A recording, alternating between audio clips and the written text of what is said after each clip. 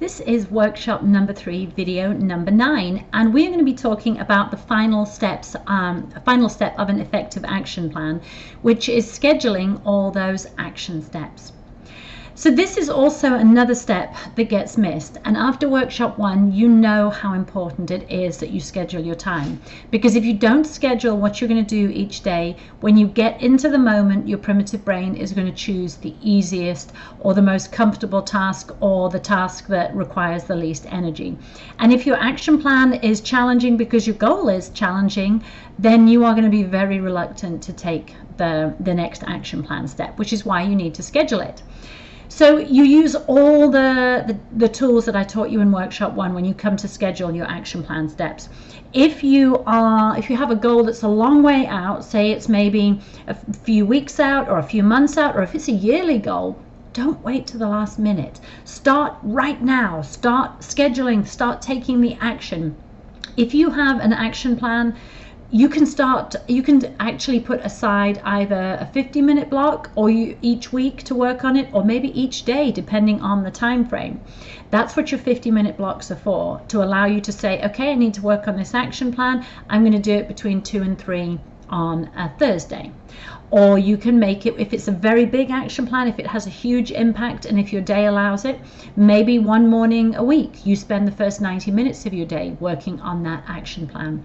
But decide when the best time is to take that action.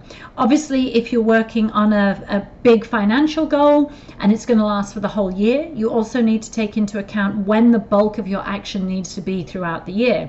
If you are dealing with selling generators, obviously way before hurricane season, you can start taking into account when people are going to be buying generators. For others of you in different departments, you may be steady throughout the year. But I know that once you get to Thanksgiving, if you haven't hit your goal by then, or if you're not like that close to hitting it, it's going to be very difficult to hit a goal in the end of November, December, because everybody's in holiday mode. So think about the best time to take action, whether it's each day, each week, or throughout the year. You also have to schedule time for follow-up. And the longer your goal is, the more follow-up you need, because people will forget. And it's not just a formal meeting to follow up on the action plan. It's also that very informal call, or maybe a follow-up email to make sure that someone is doing whatever action they were assigned in their action step. If you are assessing performance to a goal and you've got those, your whens, what have you got to get done each month? So at the end of each month, you can check performance to target based on what you had to get done and when.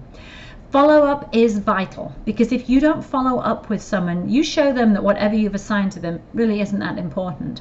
And even if they're a super dedicated person who's going to do it because they take ownership of their tasks, whether you follow up or not, you need to be able to acknowledge them. You need to acknowledge their hard work.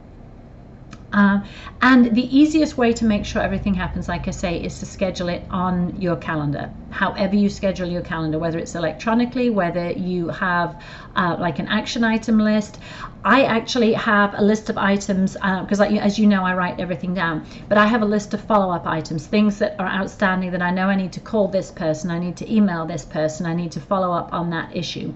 So you could have an ongoing list. If you're someone who schedules everything in electronically, if you use OneNote, Wunderlist, you can have an ongoing list of follow-up things, because if you have a yearly action plan, you know that every week or every month you're going to be following up on the same issue. So you may as well just make it a standard kind of follow-up list.